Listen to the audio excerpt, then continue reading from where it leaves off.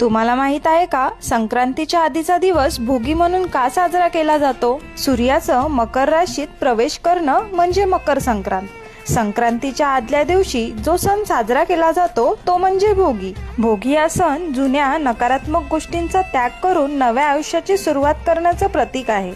भोगी या शब्दाचा अर्थ उपभोग घेणारा। भोगी या सणा दिवशी अंघोळीच्या पाण्यात तीळ टाकून अभ्यंग स्नान करण्याची परंपरा आहे। घरासमोर रांगोळी काढली जाते आणि नवीन कपडे परिधान केले जातात। भोगीच्या दिवशी केस धुण्याची विशेष प्रथा देखील आहे। काही जाणकारांच्या मते या दिवशी केस धुतल्याने शरीरातील नकारात्मक शक्ती दूर होतात आणि आरोग्याच्या दृष्टीनेही ते फायदेशीर मानले जाते। भोगीचं खास वैशिष्ट्य म्हणजे भोगीची भाजी। मटार, गाजर, वांगी, घेवडा, वालाच्या शेंगा, हरभरा आणि तीळ या सर्व हंगामी भाज्या एकत्र करून भोगीची भाजी बनवली जाते।